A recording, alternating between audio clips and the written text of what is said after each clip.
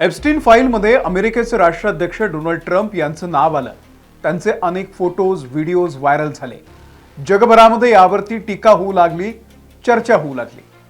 अमेरिकेतली लोक रस्त्यावरती येऊन ट्रम्पला हटवण्यासाठी आंदोलनं सुद्धा करू लागली.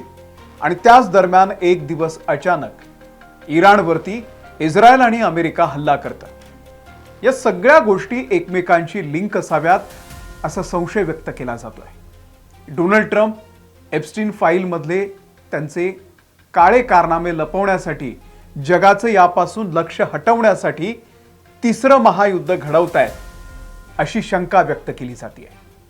कारण डोनाल्ड ट्रम्प आहेत.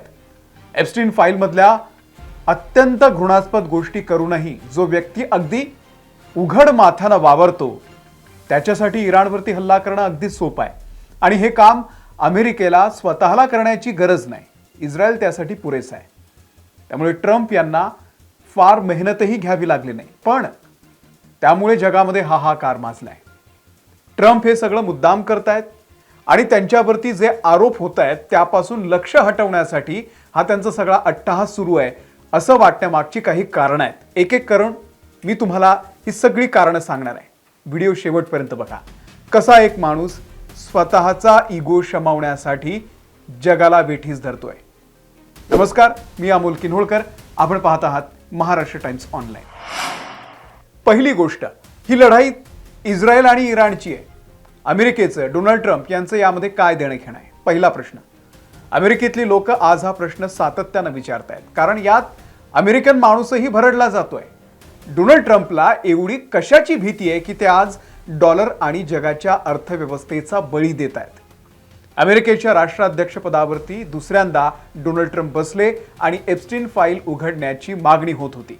जगातल्या सर्वात शक्तिशाली, धनवान आणि स्वतःला इंटेलेक्च्युअल समजणाऱ्या अनेकांचं खरं चारित्र्य यातून उघड झालं. आणि यात सर्वात जास्त चर्चा होती अमेरिकेचे राष्ट्राध्यक्ष डोनाल्ड ट्रम्पची. या माणसाचे कितीतरी व्हिडिओज, फोटोज व्हायरल झालेले होते. तुम्ही सगळ्यांनी ते बघून झालेले आहेत, त्यात नवीन काही नाही आहे.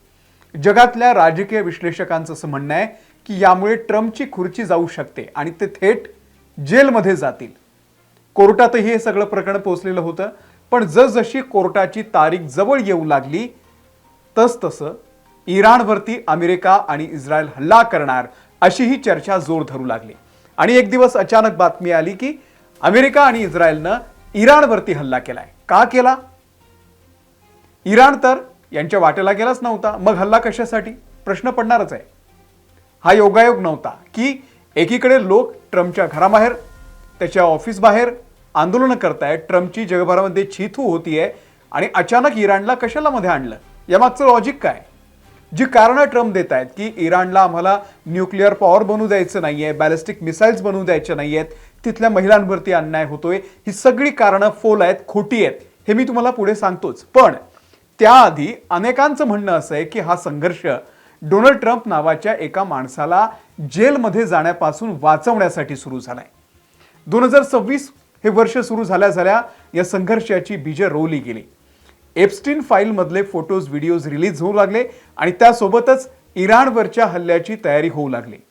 आज आपल्याला त्याचे परिणाम दिसत आहेत. हा काही योगायोग नाहीये, तर हे व्यवस्थित आखलेला एक कट आहे.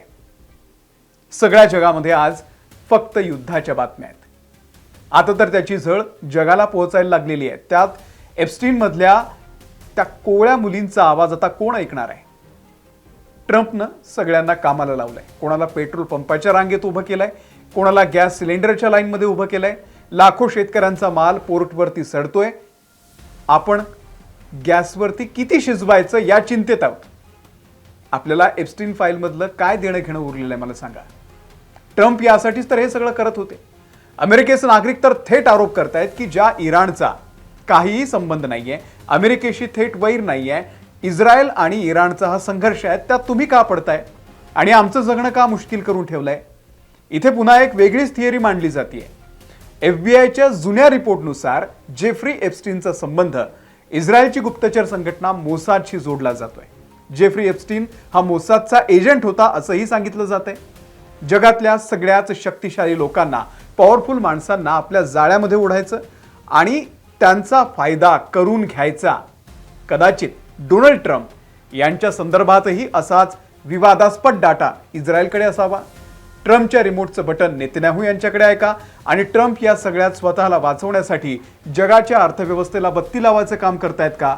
पेट्रोल डिझेलच्या किमती वाढतायत, गॅसचा पुरवठा थांबलाय, शेअर मार्केट कोसळलंय, जगभरातल्या गुंतवणूकदारांची आयुष्यभराची कमाई बुडालेली आहे, जगात हाहाकार माजलाय, इराणमध्ये तर किती नरसंहार झालाय. काय चूक होती त्या शाळेतल्या लहान 160 मुलींची? हे सगळं नेमकं कशासाठी चाललंय?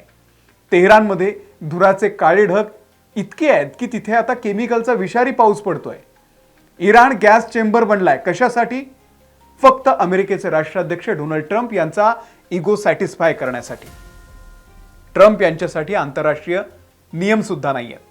हेच जर दुसऱ्या एखाद्या देशानं केलं असतं तर मग जगासाठी वेगळे नियम आणि ट्रम्पसाठी, इस्रायलसाठी वेगळे नियम आहेत, असं काही आहे का जगामध्ये?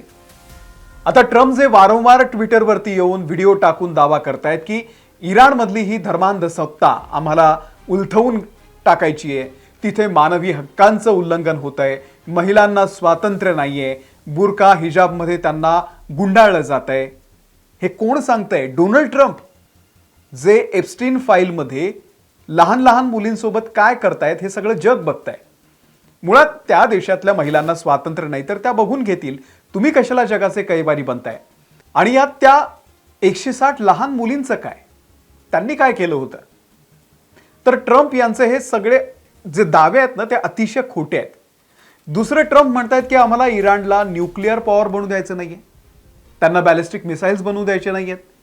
तर हेच ट्रम्प जून 2025 मध्ये मीडियाच्या समोर येऊन बोलले होते की आम्ही इराणचे न्यूक्लिअर प्लांट पूर्णपणे उद्ध्वस्त केलेले आहेत. मग आताचे हल्ले कशासाठी आहेत? इराणनं कधीच शेजारच्या देशावरती हल्ला केलेला नव्हता. इराणमध्ये कधीच जिहादी दहशतवादी तयार झालेली नाहीयेत. त्यांच्या देशामध्ये ते त्यांच्या नियमानुसार जगतात. त्यातही काही आक्षेप असतील तर आपल्याकडे आंतरराष्ट्रीय न्यायालय आहेत, आंतरराष्ट्रीय संस्था आहेत, त्यांच्या माध्यमामधून लढा दिला जाऊ शकतो. एका देशामध्ये घुसून त्यांच्या सर्वोच्च नेत्याला संपवण्याचं, पहिल्या रांगेतल्या सगळ्या अधिकाऱ्यांना संपवण्याचा अधिकार ट्रम्प यांना कोणी दिला? आणि म्हणूनच हा प्रश्न सातत्यानं विचारला जातोय की हे सगळं त्या फाईलला लपवण्यासाठी तर होत नाहीये ना? तुम्हाला काय वाटतं? डोनाल्ड ट्रम्प हा जो खेळ खेळतायत यामागचं कारण एप्स्टीन फाईल आहे का? त्यातल्या काळ्या कर्तुती जगासमोर येऊ नये यासाठी हे सगळं ट्रम्पच घडवतायत का? आम्हाला कमेंट करून नक्की सांगा.